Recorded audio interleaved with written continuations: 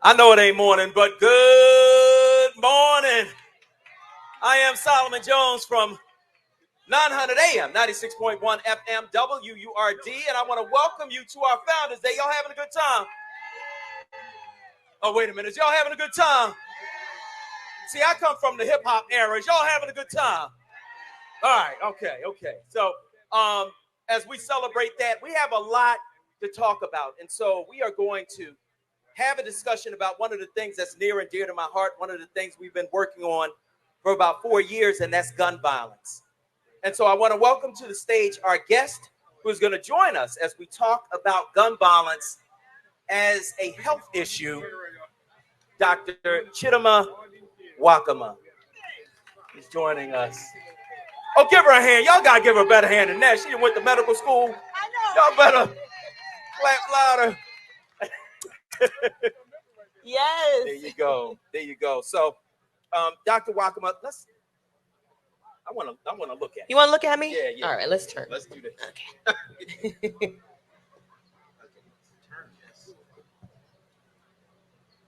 It's a pleasure having you here. I'm trying to bring up my notes because we always want to be prepared when we talk to folk about the things that we are dealing with as a community. And so, Dr. Nwakanma is assistant professor of clinical emergency medicine.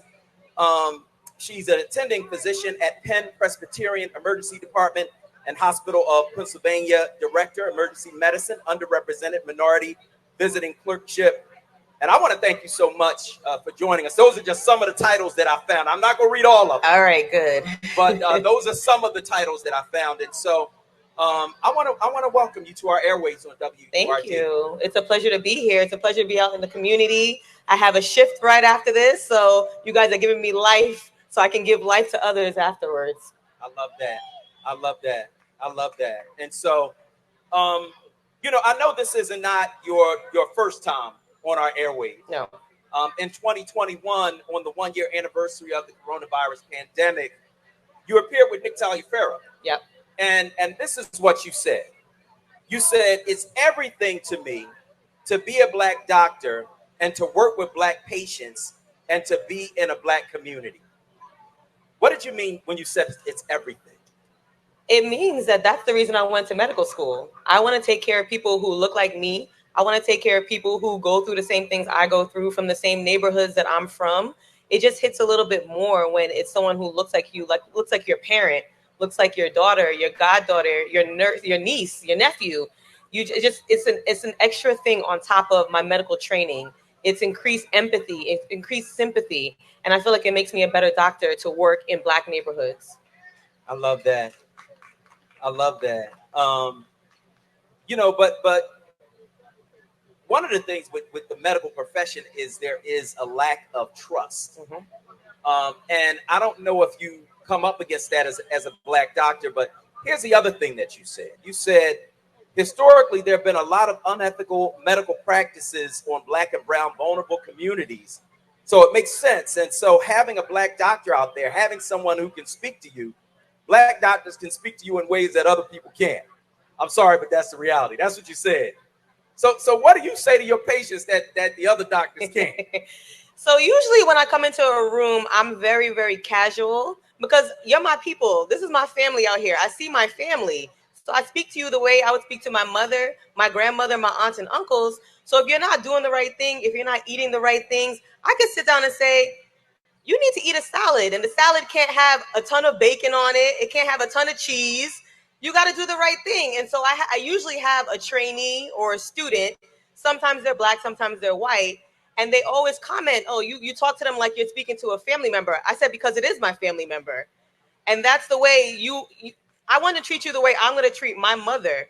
That's the utmost respect. That's the person who I would give the utmost respect to. So I would do that to every one of my patients. Any one of you that comes into the ER, hopefully I never see any of you. But if you do, you're going to get my utmost respect. I'm going to treat you the same way I would treat myself or my family member.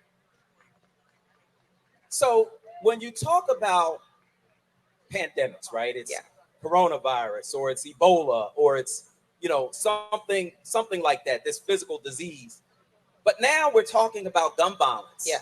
as an epidemic, as something that's a health issue in our community. Right. And just by way of illustration, from 2011 to 2021, almost 18,500 kids, 17 and younger, died by gun. During this period, firearm death rates gradually rose until 2017, and they slowed a little bit. And then they rose sharply when the pandemic hit. Is there a link between the pandemic and gun violence? And if so, what do you think it is? Yeah, there was definitely a link between those two things. I started at Penn in 2017. So there was trickling of gun violence victims coming in, but there was a stark increase in 2020 when the pandemic happened. And we were trying to rack our brains as to why that would be. There are a lot of root causes for gun violence. One of them is poverty. Another one is hopelessness, isolation, helplessness. And so we saw a lot of the things that were increasing gun violence were the same things that were increasing the people who were contracting COVID and getting sick and dying. A lot of times, a lot of us were isolated. A lot of us felt hopeless. And when you have hopelessness paired with isolation, paired with access to guns, paired with communities that have been disinvested, that's going to cause gun violence. So we were seeing a correlation between some of the root causes of gun violence and some of the root causes or the things that predispose people to getting COVID infection. You know, it didn't make sense to me as I was watching what was going on in 2020, that if people were supposed to be in the house, why was gun violence increasing? Because people were not in the house. That's why. So people felt, one, a lot of people were out of work. So now you have a lot of idle people, idle hands, right? Were out. There were guns. A lot of guns were purchased during this time as well because you had a lot of subsidies and government assistance. So people had funds and access to funds that they didn't have before the pandemic. So guns were being purchased. So a lot of people were in the neighborhoods, not moving around. People were in close proximity to each other. And if you have a lot of people who are in close proximity with each other with nothing to do, violence is going to erupt. And that's what happened. Yeah. And so you saw that begin to happen both, I guess, domestically in the house, and then you saw it in the street as well. Now, there are a couple of different kinds of gun violence, right? So there's the gun violence that you see in the street, right? Arguments, social media, those types of things. Right. But then there are mass shootings where somebody decides they're going to just go and shoot everybody. Right. Is there a difference in your view between the causes for those two types of gun violence? So yeah, usually with the interpersonal gun violence, it does have to do with just environment for the most part. So communities, Black communities, brown communities are disproportionately at risk for gun violence because of the poverty that are in these communities. And we're not seeing that poverty has more of a correlation with mass shootings. We're seeing more so that has to do with hate and hatred. A lot of people like to put mental illness into that bucket, but we haven't been seeing that mental illness in and of itself is a predictor of violence. Hate is a predictor of violence, particularly with mass shootings. So hate, bigotry, personality disorders, which is not mental illness, have been what we've seen have predicted mass shootings. And that's not the same correlations that we've been seeing with interpersonal community violence. What's the difference between hate and mental illness?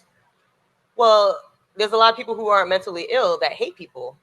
You know, mental illness is a clinical diagnosis.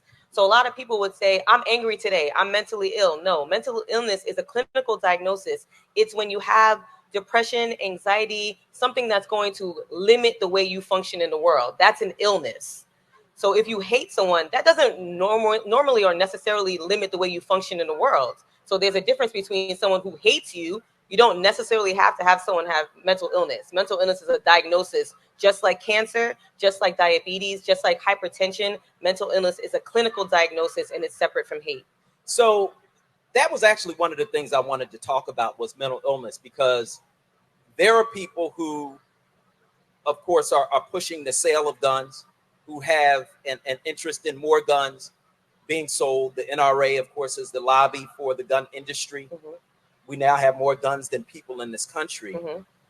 But they often tell us that mass shooters are mentally ill, and that if we just handled mental illness, the mass shootings would stop. And so I want to go back over that, what we were talking about in terms of the link between mental illness and mass shootings, because they tell us that it's definitely a link, that if anybody does a mass shooting, it's because they're mentally ill. So what I would want to say to that is that there's mental illness everywhere. There's mental illness in every country in this world, every country. And we are the only ones that have an issue with mass shootings. So why is that? If there's a direct correlation between mental illness and mass shootings, direct now, right? You would see mass shootings in every country. Maybe not to the extent of America just because of the sheer numbers, but you'd see mass shootings in every country if there is a correlation, because there's no difference in the amount of mental illness that we have here as opposed to any other country. So we can't look at it as a direct link. There might be some contributing factors, but to say someone who's mentally ill, that's why you're going to do a mass shooting, is not a fair assessment, just because we're not seeing that correlation anywhere else in the world. So in terms of what we do see in America, from a medical standpoint, I mean, you, as a doctor, you're a scientist, so you're looking at things and trying to figure out why things happen in order to figure out how you make those things stop, or how you heal those things or cure those things. Why is it that we have so many shootings in America? Why is gun violence an epidemic in America, in your medical opinion? In my medical opinion, gun violence is an epidemic for several reasons. I talked about root causes of gun violence, right?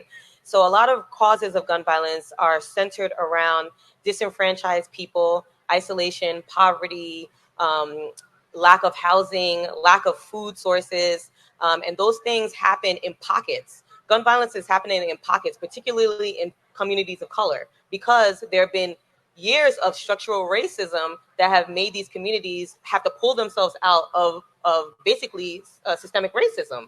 And so that's what we're seeing. So America has a problem with racism. America has a problem with structural racism. And so America's going to have a problem with gun violence that we're not going to see elsewhere. So it's not until you are investing in these communities that have been for decades, centuries, disenfranchised and disinvested in, are you going to see the move of the needle to really turn the needle and turn the clock around for gun violence. I do feel like in America, there's an issue with access that we don't have in other countries. So there are about 400 million guns that are privately owned, right? So we have access to guns. Anyone who wants to have a gun today can have a gun if you're of age. It's not hard to get it. So we have an issue with access that other countries don't have. So I think there's one, structural racism, access, and then also we don't have enough funding and enough public interest and enough research that we do with other healthcare things such as cancer, HIV. We have tons, billions of dollars going towards this. We don't have that same push towards fixing gun violence. And that's the way we were able to figure out cures for things. These are ways that we were able to come up with vaccines, is putting all of our money towards these things. Yes, in the last 3 or 4 years, we've seen an uptick in research. We've seen an uptick in funding. Millions of dollars have gone towards prevention, but we're decades behind the 8 ball. So now we're just now catching up on something that has taken decades to get to.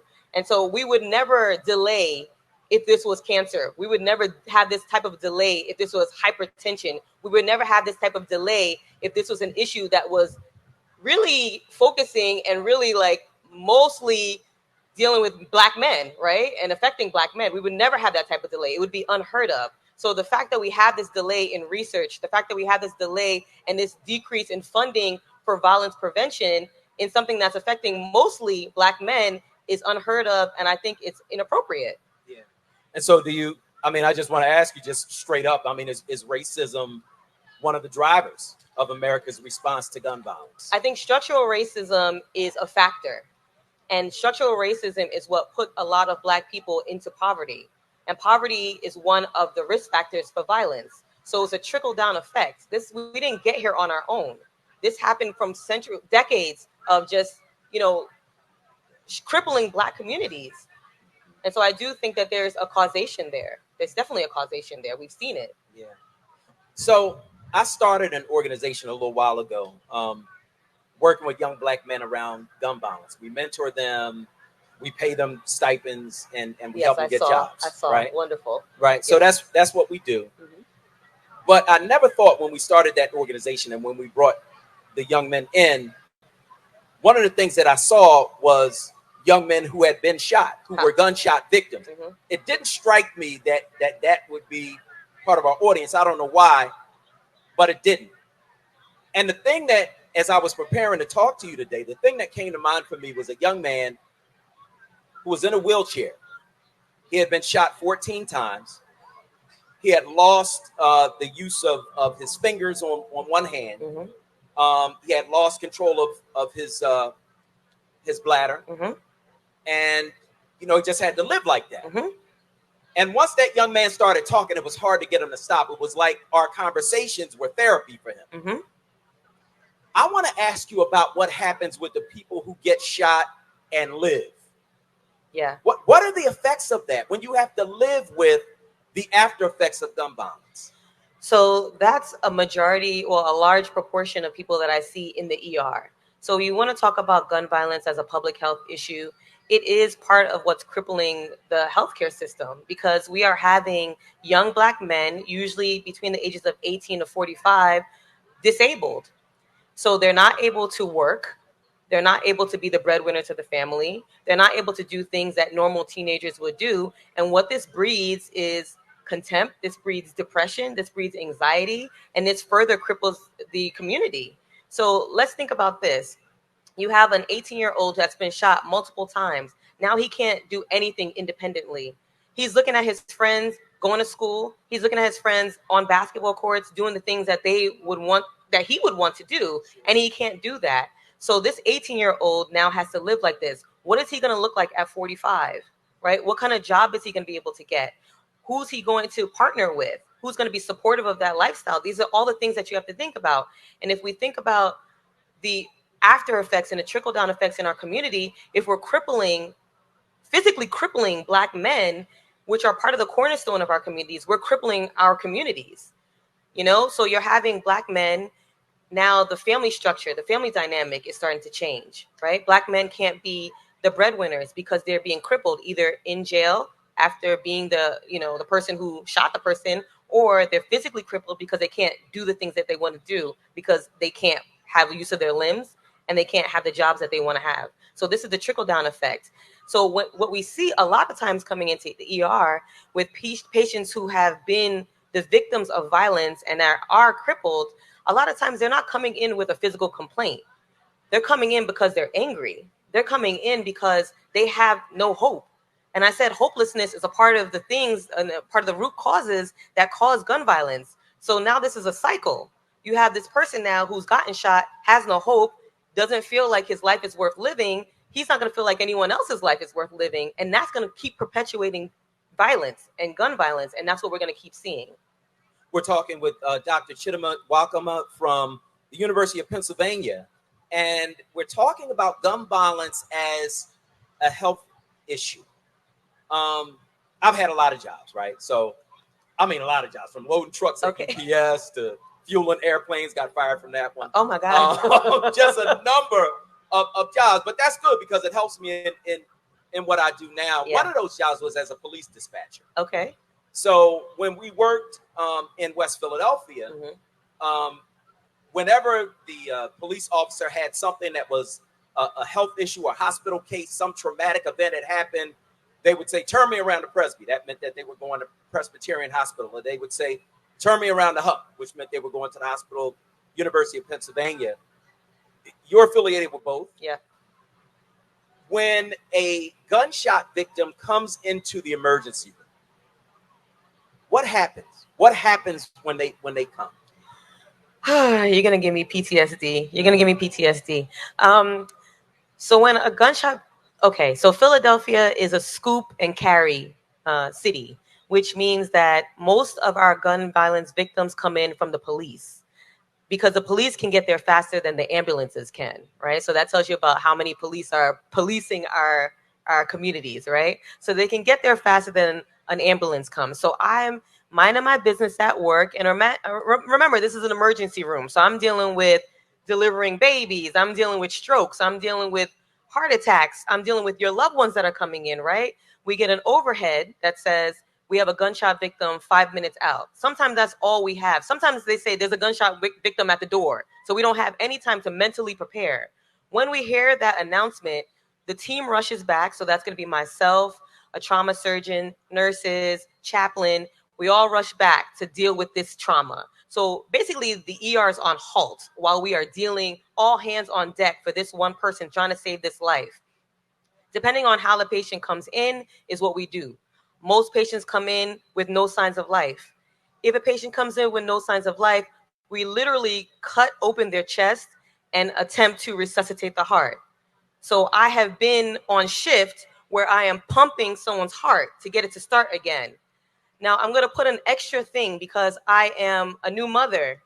So I'm 5 months postpartum. This is not part of your notes, but I'm 5 months postpartum. I have a black son.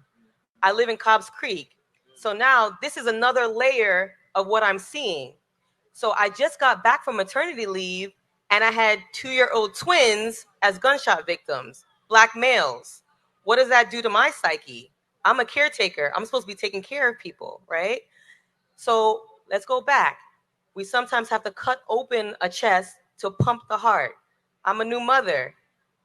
I am breastfeeding. I have to pump on shift at work. One of my first shifts back, I'm pumping, literally pumping milk to sustain life for my baby while I'm pumping the heart of a teenager, black male teenager, to sustain that man's life. So look at the cycle here. What does that mean for me as a healthcare provider? What does that mean for me as a black mother to see that this is not a one-time occurrence that happens once a week? This is something that I don't know. I'm going to work after this. I don't know if that's going to happen today. This is something that happens every day. We have mass shootings. Healthcare providers aren't trained soldiers. We're not used to seeing mass death. We see death, from natural causes, but we're not trained to see the extent of death that we're seeing. Quadruple homicides. We're not trained to see that. And so when I talk about crippling the healthcare system, we're crippling the providers as well, particularly black providers, because what we're seeing is black death and black dead bodies, right? And so, yeah, you asked me a simple question, what happens? But this is what happens. All hands on deck. We're giving blood. We're trying to start the heart. We're shocking the heart. And we're doing everything in our power to get this one person, multiple people sometimes, to live. And it is sometimes a war situation because if 5 people come in at once, there's only a certain amount of blood that we have. There's only a certain amount of people. There's only a certain amount of hands that we have. Sometimes you have to look at someone and say, we can't save this person. Move to the next. Assess the situation. We can't save this one. Move to the next, because you need to put all hands on deck to the ones that you can save. So it really is a crisis situation every single day in Philadelphia in the ER. So you talked about it as a parent. Mm-hmm. And that's the reason I started the organization I started, because I'm a parent and my son's friend was shot to death. He was 15 years old. Mm-hmm. And when I looked at him, all I could see was my son. Mm-hmm. And so when you look at these gunshot victims, do you think about your own son? I do. And even before I was a parent, right? I'm only 5 months deep, right? I'm not on your level yet. But I'm only 5 months deep. But before I was a parent, I'm also a black woman. So there's a certain level of, like, I'm a maternal being, even though I'm not a mother, right? I'm a maternal being. I have nieces and nephews, right? I have younger siblings. I'm a maternal being. So there was one instance in the ER, and mind you, we are seeing mostly black males, right? 18 to 55. The youngest I've seen is 2, right? So sometimes these are babies. And there was one time that I can remember that there was a white male that came in. And, everyone's kind of like, without saying it, kind of surprised, like, what was he doing? Where was he? And one of our white colleagues was heard saying, oh, that could have been my son. So this white colleague had this flash of humanity and realization that person looks like him. Whereas for me, I have this flash of realization and this humanity every single day. That could be my son, right?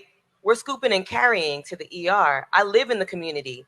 So who's to say it's not going to be, God forbid, a family member, a neighbor? We've had in the past month, 2 people that work in the ERs lose sons. We've had times where the police scoop and carry a patient and put it on a gurney, and one of us looks down and says, that's my husband.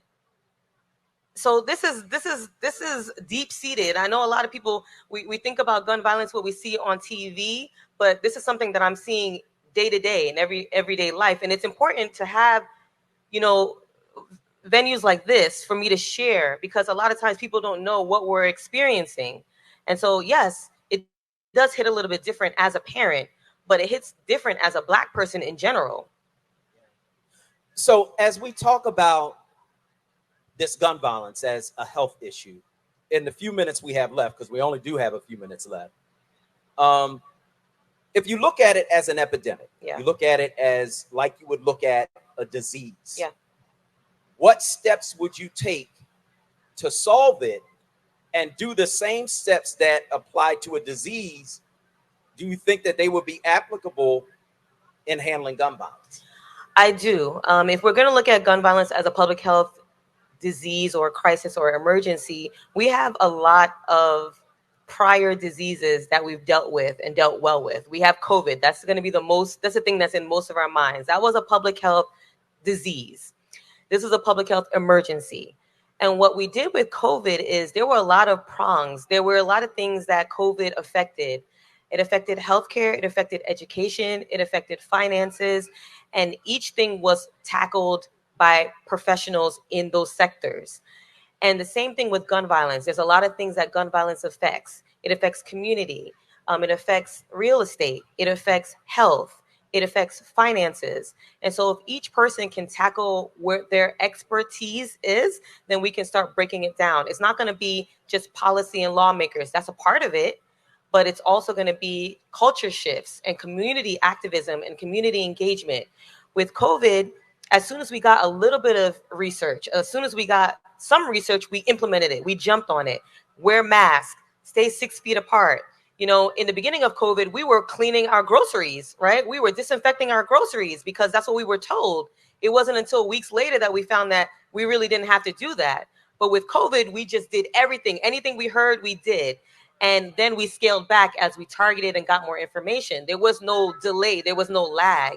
And so the same thing needs to happen with gun violence. We can't have a lag waiting for all the pieces to come together or waiting for everything to get figured out. We need to go with the evidence-based things that we already have, apply that, and then also tackle each point, each person. I'm healthcare, so I'm going to tackle mental health. I'm going to tackle healthcare. I'm not a policymaker, right? There are policymakers that can now tackle access to guns, making sure that people who are high risk for injury, high risk for shooting, high risk for harming others don't have easy access to guns. Background checks, that's policy. There are people who are community activists. So you're going to tackle our youth. You're going to tackle the minds, the young minds that need to come up. There are people who deal with horticulture and planting and trees. So they're going to beautify our neighborhoods. And that in and of itself has shown to decrease violence. So if we tackle it the same way that we tackle things that we've tackled in the past and been successful with, like COVID, then I think we can move the needle. And I will say, all is not lost, right? To date, we have a 22% decrease in homicides from last year. So we're doing things. So I don't want people to look up here and say, oh, nothing's happening. Things are happening, but we can't say, oh, we've done enough. 22% is good enough. Because if your family member falls within those people who are still being affected, that's not in that 22%, 22% is not going to be enough, right? All we need is one person, one family member, one death. We want to prevent all of it. 22% decrease in homicides is not enough. So we need to continue doing the things that we are doing and then still push the needle on things that we can be doing. Dr. Chidi Nwakanma from University of Pennsylvania. Yes. I want to thank you so much for joining us on WURD. Thank you so much. I'm going to the hospital right now to work. I don't want to see none of y'all in the ER. I better not see nobody in the ER. Thank you so much.